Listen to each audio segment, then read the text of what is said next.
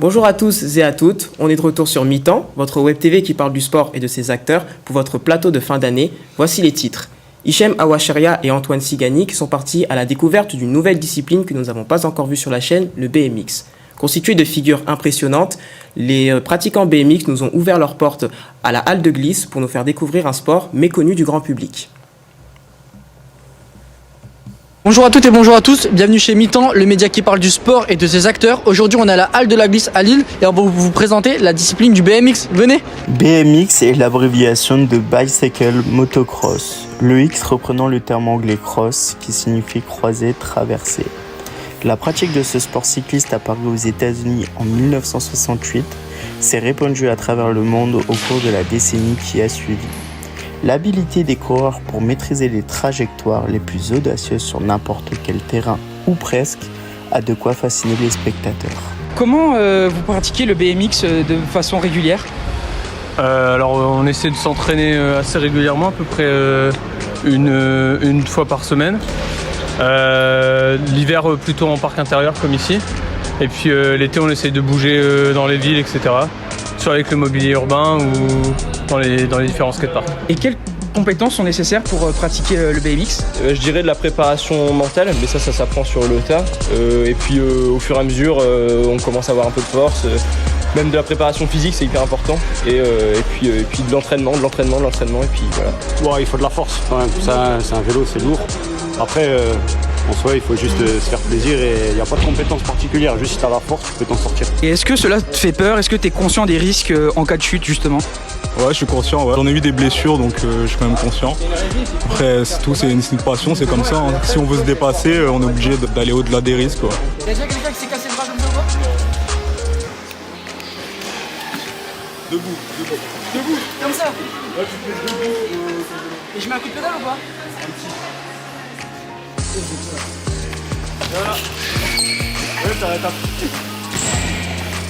Et voilà, c'est la fin de ce reportage sur le BMX à la halle de la glisse à Lille. On espère qu'il vous aura plu. On se dit à bientôt chez Mi-temps. Salut!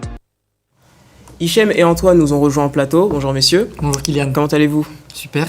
La première question que j'aurais à te poser, Hichem, c'est qu'as-tu pensé à titre personnel de cette discipline ? Déjà, dans un premier temps, j'ai trouvé qu'elle était super riche. C'est-à-dire que, en fait, pour moi, avant le BMX, c'était une discipline qu'on connaît tous. C'est-à-dire le fait de se déplacer d'un point A à un point B en vélo et aller faire ce qu'on a à faire, par exemple sortir avec nos amis. Mais en fait, le BMX, c'est beaucoup plus complexe que ça. C'est une discipline qui demande du courage. Parce qu'en fait, il faut savoir que lorsqu'on aborde, par exemple, des grandes structures à 25-30 km, c'est compliqué parce qu'il faut vraiment avoir la ferme intention de la réussir. Comme on a pu voir, moi, j'ai pas eu la ferme intention de la réussir parce que je me suis fait super mal. Mais c'est une discipline qui demande du courage. C'est une discipline qui demande des prises de décision compliquées aussi parce que, comme Antoine l'a demandé à la personne qui a été interviewée dans le reportage, en cas de chute, on peut se faire extrêmement mal. Il y a eu énormément de blessures et de chutes de BMX. Il n'y en a eu aucune recensée de vraiment grave à la halle de glisse. Mais en manière générale, il y a déjà eu des blessures. Et ensuite, j'ai trouvé que c'était une discipline riche aussi parce que les figures, elles sont extrêmement compliquées à faire. Le fait est de les voir, on peut se dire bon ok ça va etc, comme toute bonne chose de la vie, mais vraiment par exemple moi quand j'ai essayé de prendre le vélo et que juste le fait est de gravir une structure et essayer de la descendre, c'est super compliqué parce qu'en fait on a l'impression qu'on va mourir, qu'on est au toit du monde. Du coup c'est vraiment une discipline riche pour cela.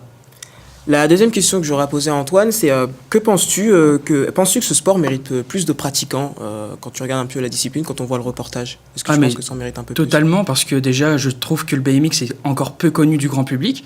Alors moi, je trouve qu'on connaît plus le BMX cross sur des terrains accidentés, notamment en montagne, où c'est boueux, c'est des courses. Donc là, il y a plus l'aspect de compétition. Mais je trouve que le rôle des pratiquants est notamment de faire usage du bouche à oreille, justement pour attirer de plus en plus de pratiquants et de s'éclater avec eux.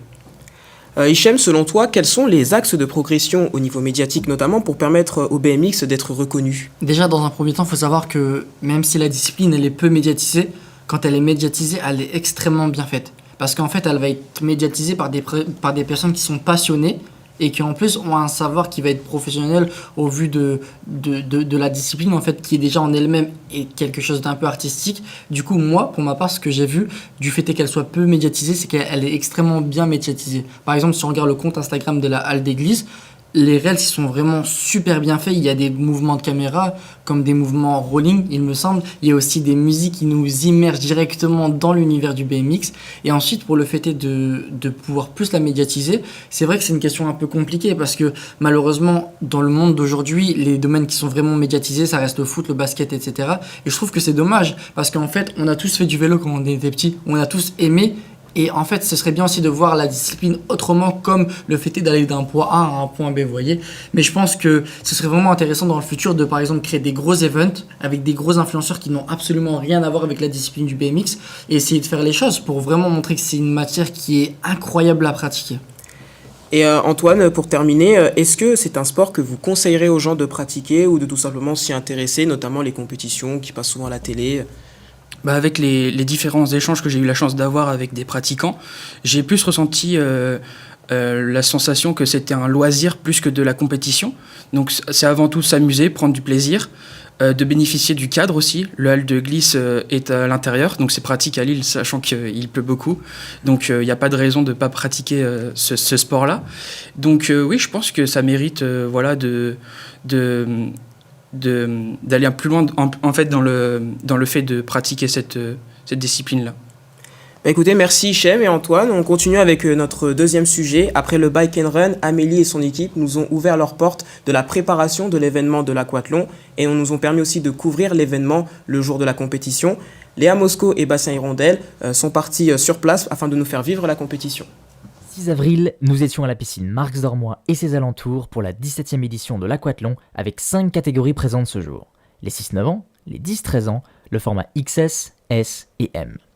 Nous avons eu l'opportunité de suivre la préparation de l'événement en interne avec Amélie, qui était à la fois à fond dans l'organisation de celui-ci, mais aussi en tant qu'athlète.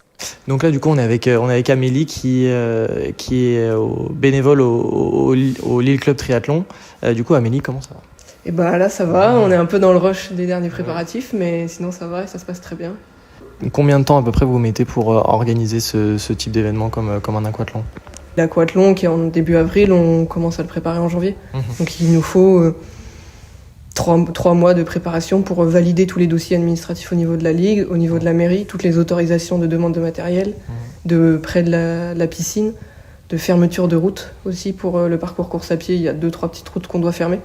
Okay. Et là, vous avez prévu à peu près combien de participants pour l'événement de samedi ?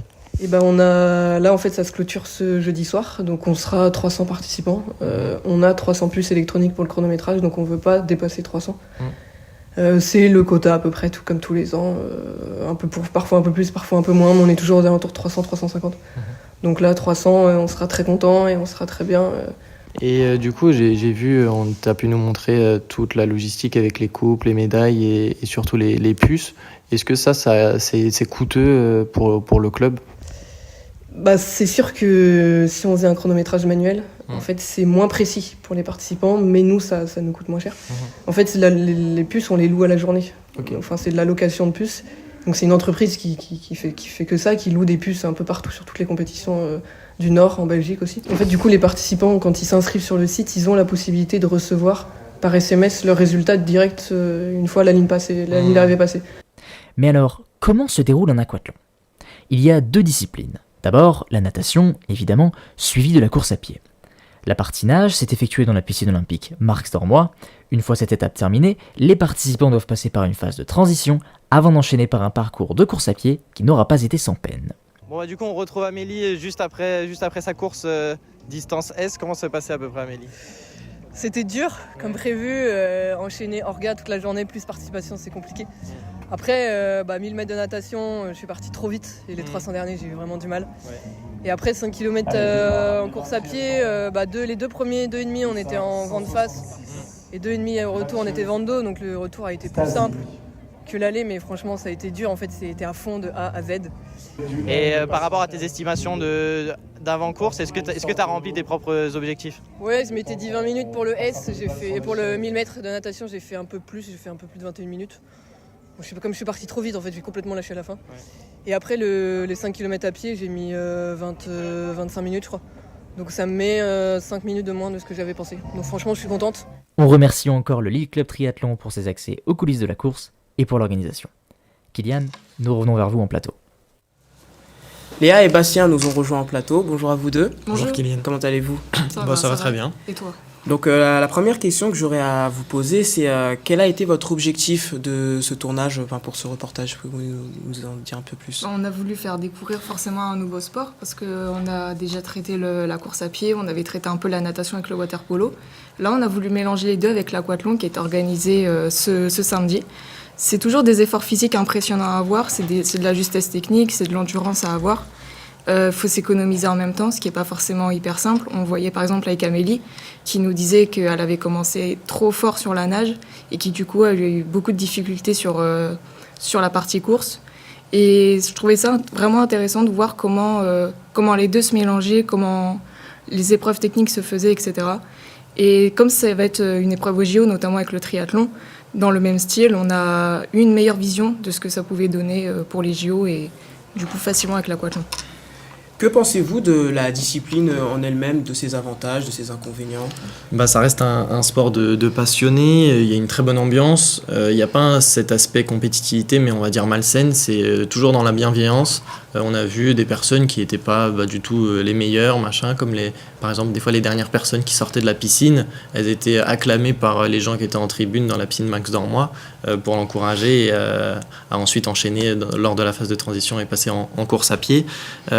Après, ça reste un sport quand même assez coûteux avec la trifonction, qui est leur vêtement pour pouvoir pratiquer les 3 disciplines sans devoir se changer en permanence. Le vélo, bien évidemment, je pense que c'est le plus coûteux. On peut arriver à plus de 1 000 € facilement. Et plus des chaussures de course à pied. Si on court vraiment beaucoup, faut changer régulièrement pour éviter les blessures. Donc ça reste un sport quand même assez coûteux.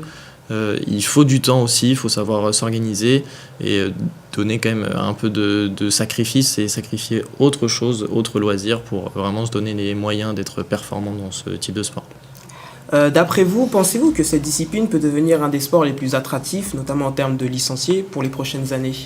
En soi, c'est un sport qui est facilement appréhendable parce que techniquement, il s'agit juste de courir et de nager, mais il faut savoir être très performant dans les deux, il faut savoir...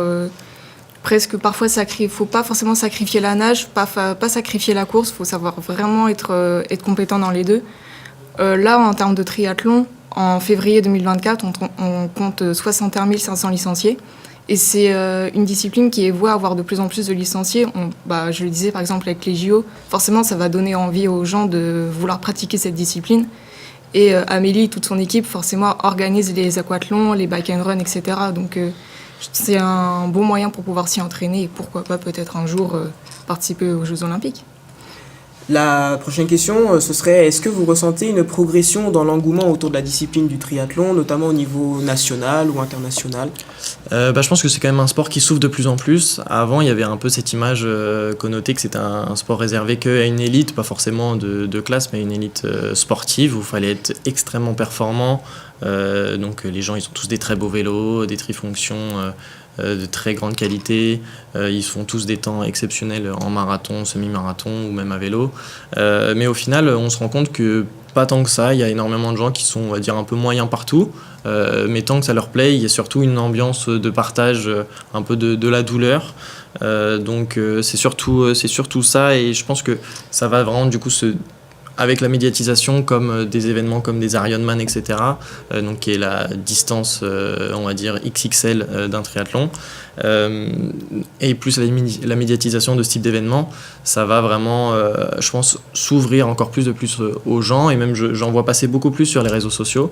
Après, on a des athlètes comme Vincent Louis ou Dorian Coninx qui produisent régulièrement des très bons résultats sur le World Tour. Les deux ont été champions du monde, si je ne dis pas de bêtises. On va les retrouver aux Jeux Olympiques.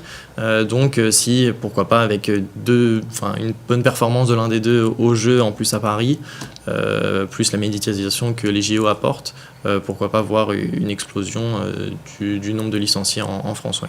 Et à titre de comparaison par rapport à l'année dernière, la compétition a réuni combien de participants? Est-ce qu'il y a eu une progression Amélie nous a dit dans le reportage, ils sont souvent autour de 300, ça va varier d'une dizaine à l'autre.